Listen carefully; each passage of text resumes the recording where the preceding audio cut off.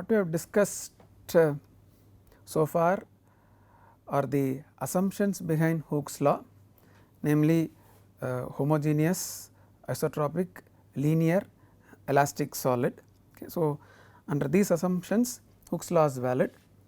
We introduce material properties, namely Young's modulus, shear modulus, Poisson ratio, and then we expressed the Hooke's law in the form of strain as a function of stress, and we also saw that there are three material properties, they are dependent on each other, and we proved that only two independent material properties are there. Okay. Now, what is that we are going to do now? Express Hooke's law in the form of stress as a function of strain. So, conceptually nothing new, it just involves some mathematical rearrangement. Okay. So, let us start doing that.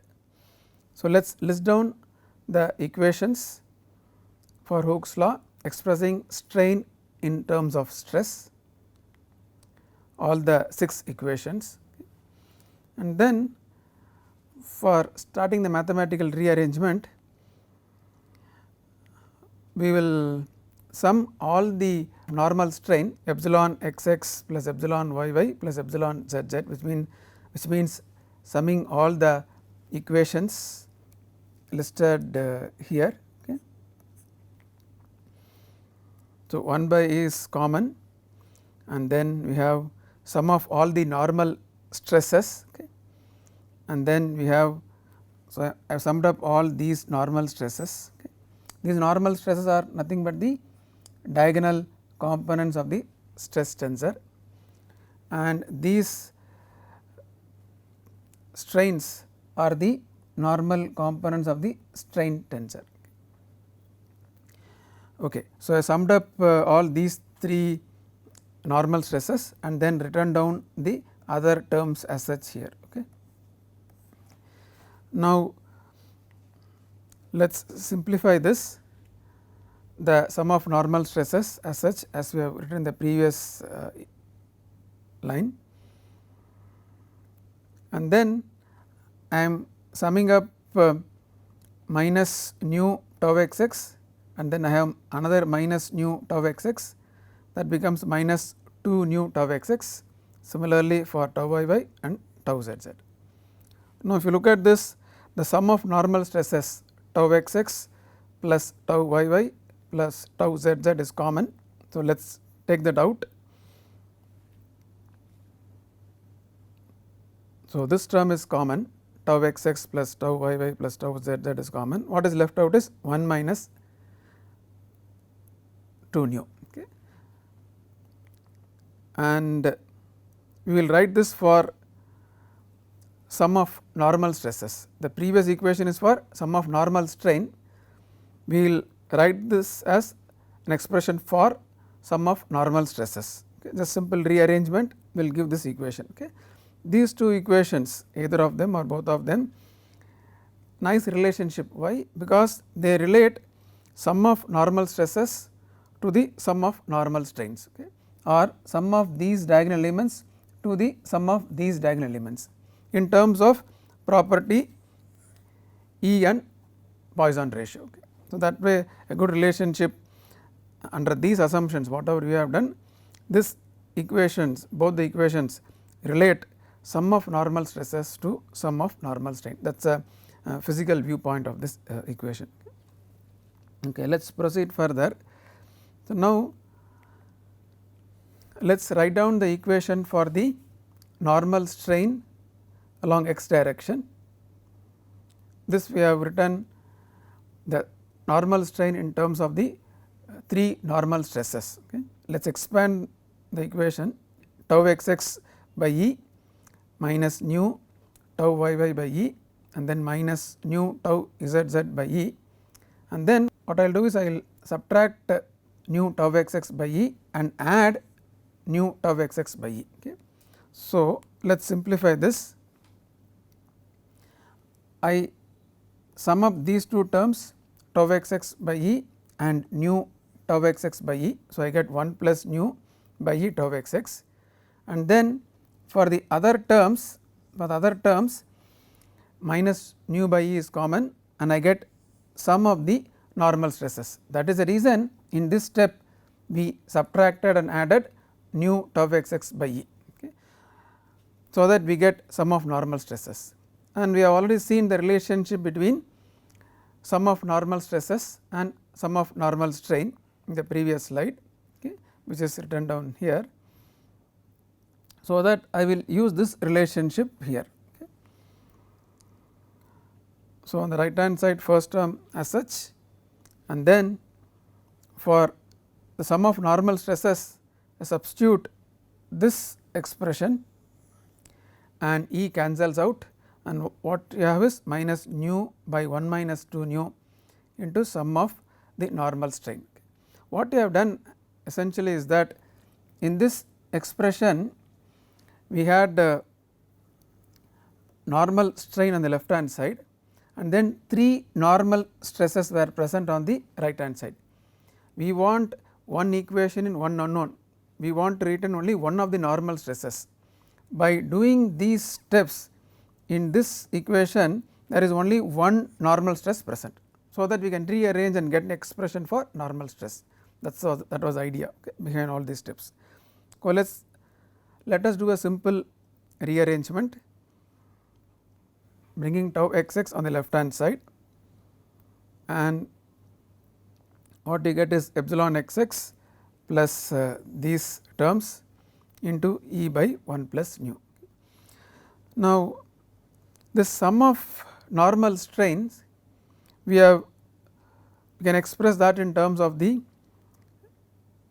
gradients of displacement field. We can express as dou u x by dou x. Remember, we related normal strain to the gradients of displacement field.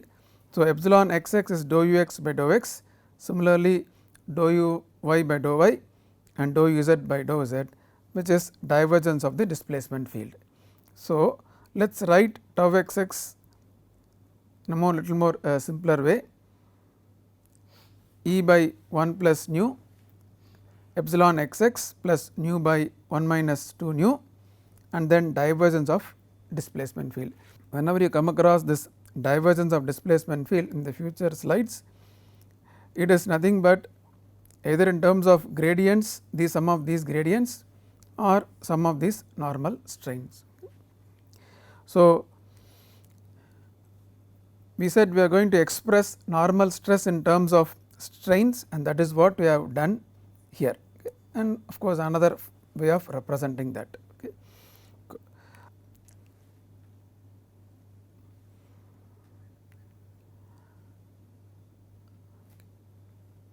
What we will do now is some more rearrangement. Okay. So, what we will do is multiply with E by 1 plus nu and both the terms, okay, and then we have seen the relationship between G, E and nu, which I have derived already. So, express this E by 1 plus nu as 2 G. So, tau x x is equal to 2 G epsilon x x, and then put all these terms E by 1 plus nu, nu by 1 minus 2 nu as one other property lambda. Why is it a property? E, nu are properties. So, lambda is a combination of those properties. So, lambda is another property, and of course, del dot nu. Okay.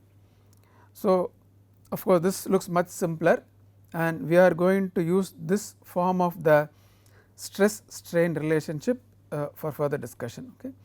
Even when you later on go to Newton's law of viscosity, it looks similar to this only. Okay. Okay. So, tau x x is equal to 2 G, which is the shear modulus, and epsilon x x plus lambda del dot u. Okay. And there is a name, G and lambda are called Lamb's constants. Okay. And what we have done is normal stress in terms of normal strains. On the right hand side you have epsilon x x, and del dot u has the sum of all the normal strains. So, on the right hand side you have all the normal strains, and for the case of shear strain shear stress relationship, we have seen epsilon x y is equal to tau x y by 2 g.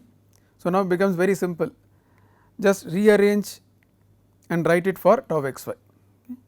Tau x y is equal to 2 g epsilon x y. In the case of normal strain and normal stress, it involved some steps. The reason is the expression for normal strain epsilon x x, okay, epsilon x x involved all the 3 normal stresses. Okay. That is why we have to do some rearrangement and express tau x x in terms of the normal strain. But in this case epsilon, for the case of shear strain depends on the shear stress in that plane only.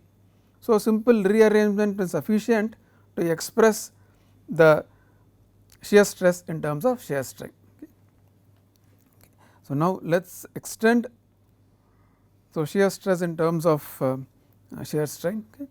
Now, let us extend these to other directions, that is what we have seen now. So, let us write this analogously for other directions. Okay. So, the equations written in the first line are what we have seen in the previous slide, written here for y direction, z direction, normal stresses, and shear stress and shear stress tau y z and shear stress tau z x. Okay. Just analogously we can write. And we should know that epsilon x x is the normal strain, but if you say as normal strain, the purpose is not solved, because we will have to express in terms of displacement gradient, then only it is complete. So, epsilon x x is dou u x by dou x, similarly epsilon y by epsilon z z. And what about epsilon x y? It is, remember, it is gamma x y by 2, and this is gamma x y, which is the shear strain, and epsilon x y is half of the shear strain. Okay. Of course, keep emphasizing that epsilon x y is half of shear strain. Okay. Okay. Why do we express this? We do not express tau x y in terms of gamma x y, we express tau x y in terms of epsilon x y. What is the reason? Our objective is to relate components in this stress tensor to the components in the strain tensor. What is appearing in the strain tensor is epsilon x y, not gamma x y. That is why in this relationship we relate tau x y and then epsilon x y, though the actual in terms of measurement it is gamma x y. Okay. Remember, when we discussed about a linear relationship, we plotted a graph between tau x y and then gamma x y, and this slope was g. But when we want to express more formally as a stress strain relationship, we express in terms of epsilon x y. I think this should be kept in mind. Okay. Can be a cause of confusion.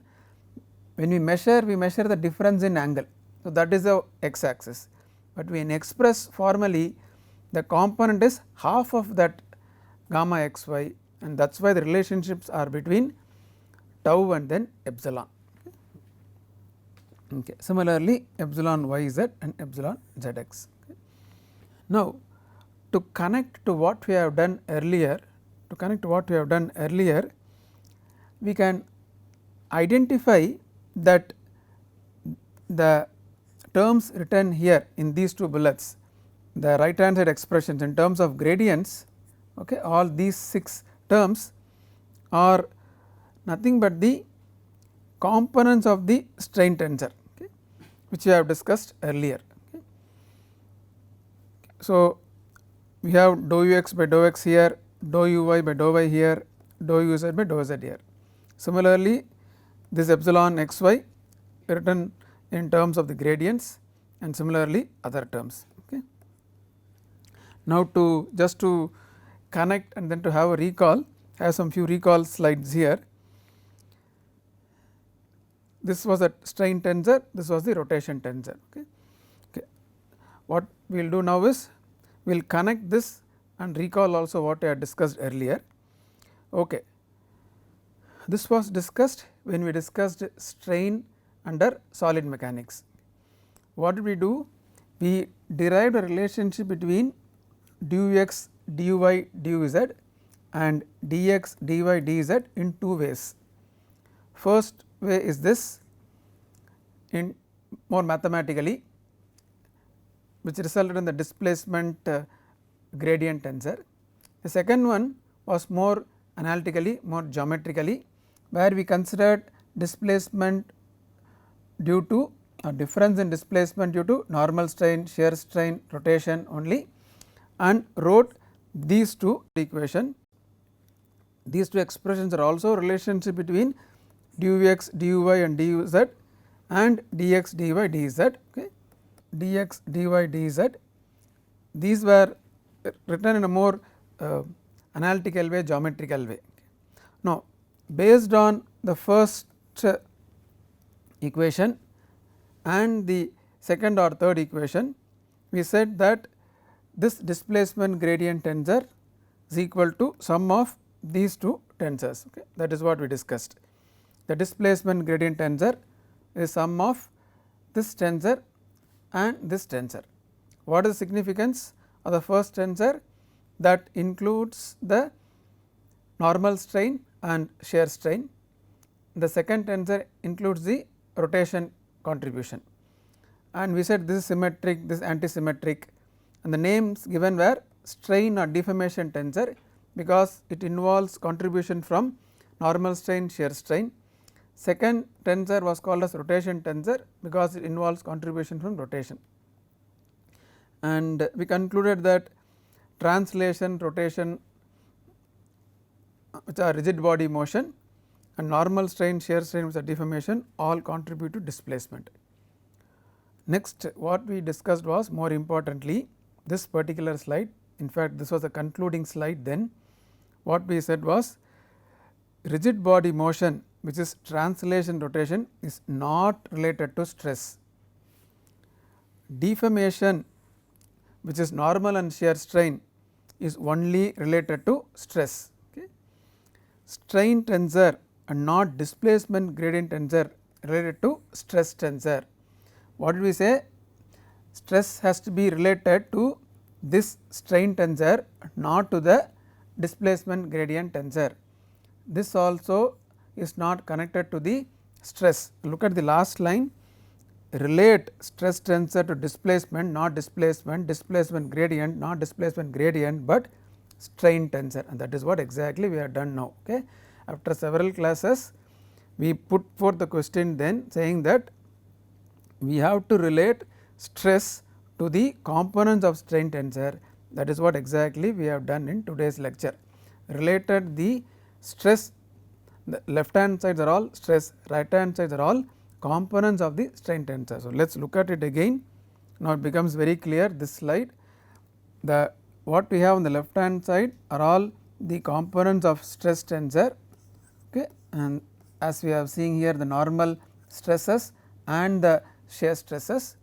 On the right hand side what you have are all components of the strain tensor, components of the strain tensor alone, not the displacement gradient tensor, not the rotation tensor, only the strain tensor. And now let us look at it. For example, you have epsilon xx. What is epsilon xx? Is dou ux by dou x. What is that? This component of the strain tensor. Similarly, you have this component and this component, and then what you have epsilon xy. What is epsilon xy? This component of the strain tensor. So, whatever appears on the right hand side, these terms and of course, these terms are all, and of course, we know del dot u is nothing but sum of all the normal strains. So, whatever you have on the right hand side are all components of the strain tensor. Okay. So, whatever was our objective we have achieved here, relating stress to strain, more precisely components of stress tensor to the components of strain tensor or deformation tensor. Only the normal strain, shear strain result in stresses, that is why we have done this. Okay. So, let us put them more compactly in the form of a tensor. This is the stress tensor. At this point, when we introduced stress tensor, it was a very much physically meaningful quantity.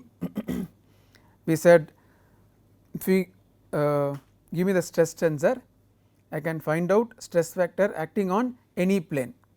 Just do a matrix multiplication of this n vector with the stress tensor, you get stress vector acting on any plane. So, very physically meaningful quantity and useful quantity as well, but it is not measurable. It is a variable of physical interest, physical meaning. But moment we write this, as were in the previous slide, it becomes expressed in terms of measurables. All the terms here epsilon xs, epsilon xy are all in terms of the components of the strain tensor. They are all expressible in terms of displacement gradient, and hence stress tensor has been expressed in terms of measurable. Remember, that was one of the main point we started off saying, that we are going to express an immeasurable in terms of a measurable, and that is what we have done here. That is a key point here. As long as this is written, it is a nice physical quantity, very rich physical meaning as well, but it is immeasurable. Moment you express in this way, it becomes measurable. Okay. And of course, we have the property g and then lambda, they have to come from experiments, that is why we said stress strain relationship is empirical.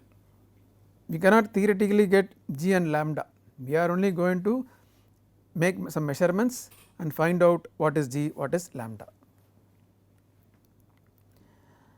Just like to mention what is the advantage of the isotropic assumption. Okay.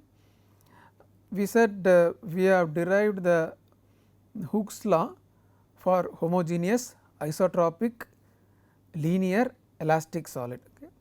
We will keep all the assumptions. Suppose we say it is non-isotropic, what would have been the situation? Okay. We are not going to derive, just discuss that, so that we will appreciate the really significant advantage of assuming isotropic condition. Okay. Okay. Now,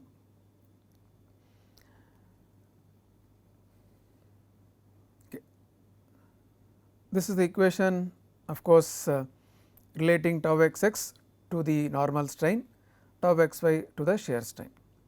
Similarly, let us write down the equations for the other directions as well.